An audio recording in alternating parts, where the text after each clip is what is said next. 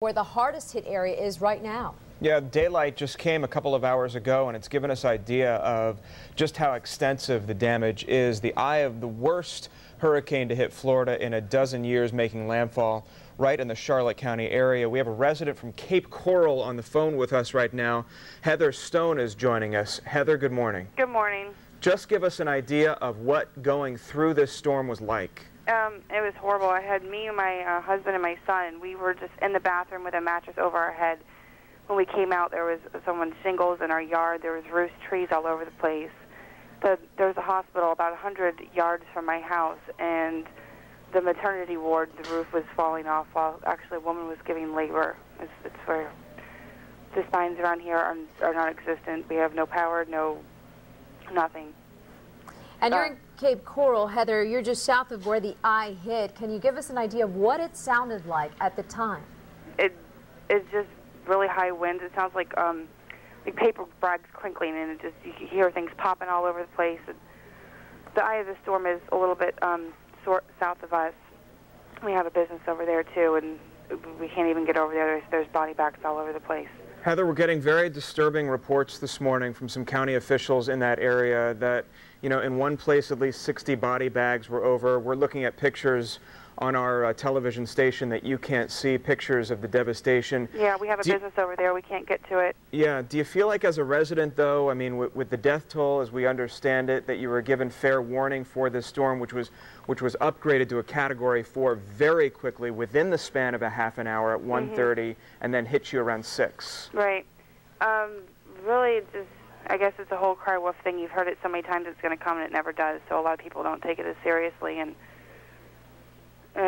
it's a shame. Now, have you been able to contact your... Click on the...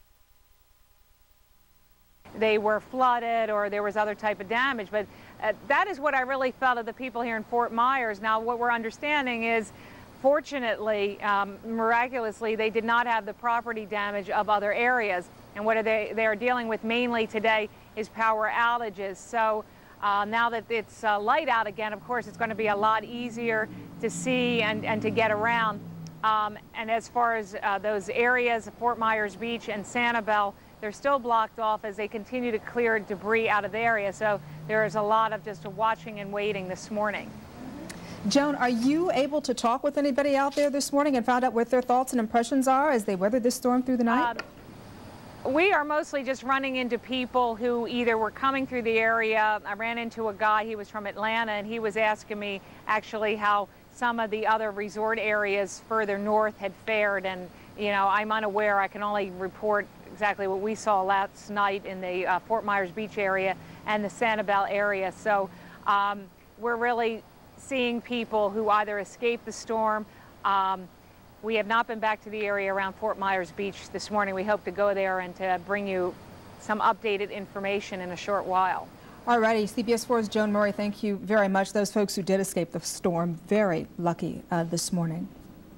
A special edition of CBS 4 News this morning for the weekend edition. We'll be right back. Time now is 8:22.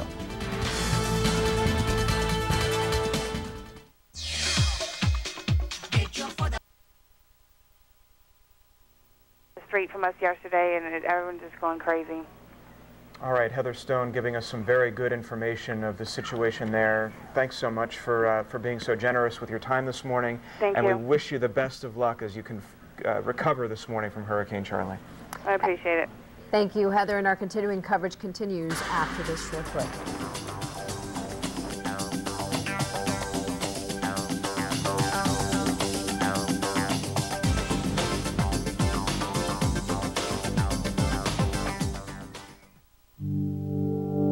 When I shop at Publix, downtown area is pretty much completely gone. Eric, have you got a chance to get a handle on why so many people in such a vulnerable area did not heed those evacuation warnings? Right now it appears that everyone's focus is on that trailer park where there are people dead.